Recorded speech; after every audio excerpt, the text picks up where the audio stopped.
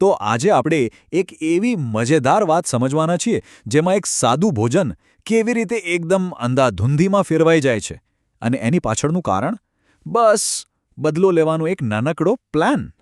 તો સવાલ એ છે કે જ્યારે કોઈ જમણવાર બદલો લેવાના ઈરાદાથી જ કરવામાં આવે ત્યારે શું થાય? આ આખી વાતમાં એક મીઠી મજાની રસપૂરી ખાવાની ઈચ્છા હતી જે પછીથી એકદમ કડવી બપોરમાં ફેરવાઈ ગઈ. ચાલો આ કોમેડી સ્કેચને ઊંડાણથી સમજીએ. સારું, તો વાર્તા શરૂ ક્યાંથી થાય છે? બસ એક સીધી સાદી ઈચ્છાથી અને એક બહુ જ સામાન્ય સમસ્યાથી.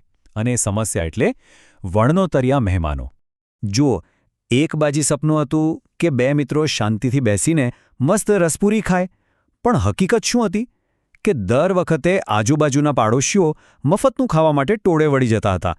એટલે જે યજમાન હતા, હરિભાઈ અને ભૂમતા કાકા, એ લોકો બિચારા એક જ મૂંઝવણમાં હતા કે ભાઈ શાંતિથી જમવું કઈ રીતે?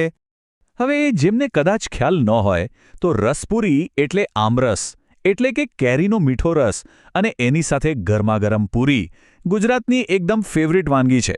અને આપણી આ વાર્તામાં તો સમજી લો કે આ જ સૌથી મોટો ખજાનો છે જેના માટે આ બધો ખેલ થઈ રહ્યો છે. તો પછી આ લોકો એક શાનદાર પ્લાન બનાવ્યો બદલો લેવા માટે. પ્લાન શું હતો? પહેલાં તો આખા ગામમાં ઢંઢેરો પીટવાનો કે ભાઈ આજે તો રસપૂરીનો મોટો જમણવાર છે. પછી એ બધા મફતિયાઓને બોલાવવાના, એમની સામે જ રસોઈ બનાવવાની જેથી એ લોકોના મોઢામાં પાણી આવે, અને છેલ્લે બધું જ પોતે ખાઈ જવાનું, મહેમાનોને એક દાણો પણ નહીં આપવાનો. એટલે જુઓ, મુદ્દો ખાલી એકલા ખાવાનો નહોતો, મુદ્દો તો એમને બતાવીને ખાવાનો હતો. એકદમ શરારતી પ્લાન, નહીં? સારું, તો પ્લાન તો બની ગયો. હવે વારો છે ને અમલમાં મૂકવાનો. ભૂમતા કાકા હવે એવા જ લોકોને આમંત્રણ આપવા નીકળે છે જેમનાથી એમને સૌથી વધારે વાંધો છે. અને લિસ્ટમાં પહેલું જ નામ કોનું છે? ખેંગારજી. એમના જેવો કંજૂસ આખા ગામમાં બીજો કોઈ નહીં. પણ મજાની વાત જુઓ, ખેંગારજી પોતે શું કહે છે? ખરું કહું તો અમને ખબર નથી કે અમે આટલા કંજૂસ કેમ છીએ. પૈસા વાપરવામાં અમને દુઃખ થાય છે.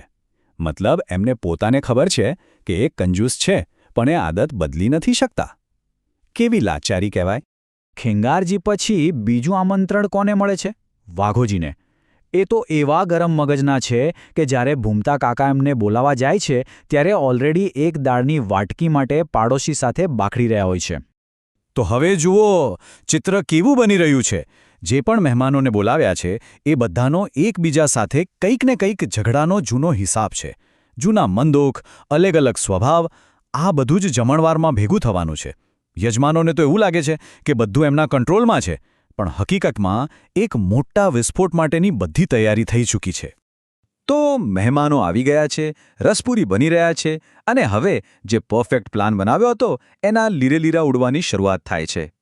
ઝઘડો કેવી રીતે વધ્યો એ જુઓ. પહેલી મિનિટે તો ખાલી એક નાનકડું સૂચન હતું કે ભાઈ પૂરીના લોટમાં થોડો ગોળ નાખો. બીજી જ મિનિટે એ સૂચન યજમાનની રસોઈ પર ટીકા બની ગયું. ત્રીજી મિનિટ સુધીમાં તો બધા પોતે કેટલા ઉદાર છે એને ખોટી ખોટી બડાઈઓ મારવા લાગ્યા. ચોથી મિનિટે વાત પહોંચી ગઈ કોઈના દીકરાના સસ્તા લગ્ન પર, અને પાંચમી મિનિટમાં તો વાત એટલી વણસી કે કુટુંબ અને ઘરની વહુ દીકરીઓ સુધીના અપમાન પર ઉતરી આવી. અને પછી તો ઝઘડાએ હદ વટાવી દીધી. ખેંગારજી સીધો ભૂપતજીના પરિવારના માન સન્માન પર હુમલો કરે છે. એ કહે છે, તમે ગામને જમાડવાની વાત કરો છો પણ તમારા દીકરાના લગ્ન પણ બરાબર ન કરી શક્યા. હવે આ તો બહુ જ અંગત અને સંવેદનશીલ વાત કહેવાય. તો ભૂપતજી પણ ક્યાં ચૂપ બેસવાના હતા.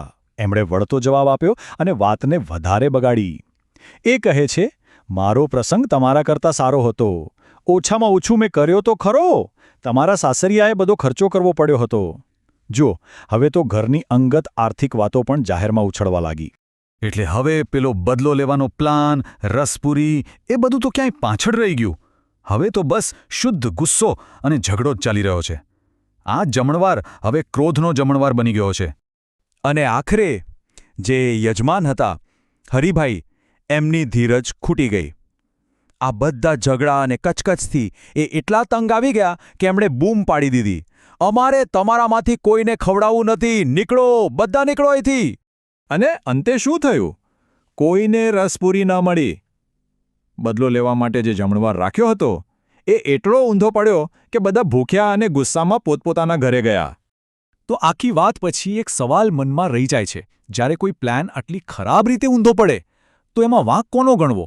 પેલા લાલચુ મહેમાનોનો કે પછી પેલા યજમાનોનો જેમણે આખા જમણવારનો પાયો જ બદલાની ભાવના પર રાખ્યો હતો?